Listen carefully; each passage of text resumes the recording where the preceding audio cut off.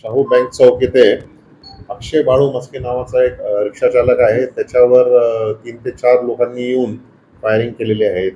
यामध्ये 4 round fire केलेले असं निष्पन्न झालेलं आहे आणि त्याच्यावर कोणत्याही वार सुद्धा झालेला आहे. जो जखमी आहे त्याला तात्काळ हॉस्पिटलला नेण्यात आले आहे आणि त्याच्यावर आता उपचार चालू आहेत.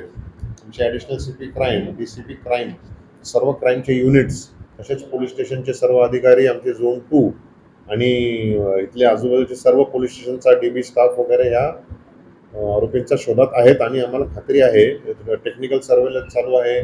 परत ह्युमन इंटेलिजन्सच्या माध्यमातून आम्ही आरोपींचा शोध घेत आहोत आणि खात्रीशीर हा लगेचच आमचा हे आहे की डिटेक्ट होऊन आरोपी सुद्धा अटक केले जातील. सर कोण होता अक्षय आणि काय त्याचं बॅकग्राऊंड होतं कशातून? अक्षय बाळू मस्के सध्या आमचे जे माहिती आहे ते रिक्षा चालक होते. मोटिव्ह सांगणे हे फार लवकर होईल. मोटिव्हचा पण आम्ही शोध घेणारच आहे. त्यासाठी आरोपी मिळायला लागतील. खात्रीशीर आरोपी आम्हाला हे आज लवकरात लवकर मिळतील. मोटिव्ह सांगणे आता सध्या आम्हाला सांगता येणार नाही. खात्रीशीर आमचं शोध चालू आहे त्याबाबत. आरोपी मिळतील त्यामध्ये सगळं क्लिअर होऊन जाईल. 3 ते 4 लोक होते आणि काय राऊंड फायर झालेले आहेत. 4 राऊंड फायर झालेले आहेत आणि कोणत्यासारखी वस्तू किंवा कोणता असेल त्याच्यावर त्यांनी वार झालेला आहे. तो आता हॉस्पिटलमध्ये उपचार चालू आहेत त्याच्यावर.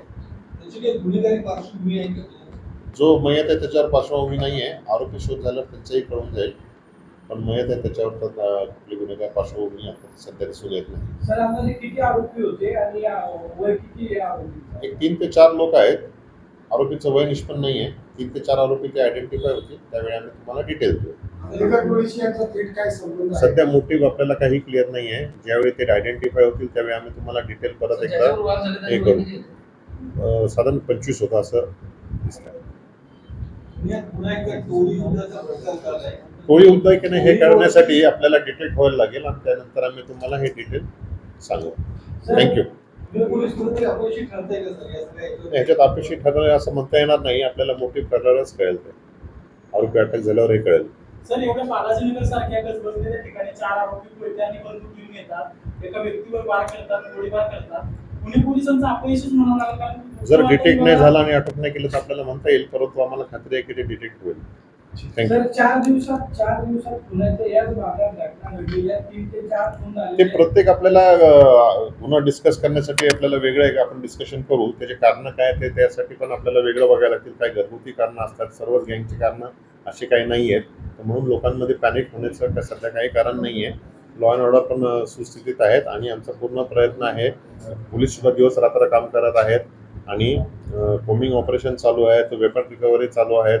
क्राईम ब्रांच चालू आहेत. आमचे रात्रीचे नाकाबंदी चालू आहेत. सर्व एकजूट आहेत आणि सर्व प्रयत्न आम्ही करत आहोत. 2 दिवसाखाली आंबेगावला. Thank you please. थँक्यू. अशाच नवनवीन बातम्या व घडामोडी पाहण्यासाठी आमच्या चॅनलला लाईक, शेअर व सबस्क्राईब करा. टॉप न्यूज पुणे जाहिराती व बातम्या देण्यासाठी संपर्क मुख्य संपादक कैलास गायकवाड. संपर्क क्रमांक 8080178077. पुणे शहरात न्यूज रिपोर्टर नेमणे आहे. इच्छुकांनी वरील मोबाईल नंबरवर संपर्क साधावा. Top news Pune.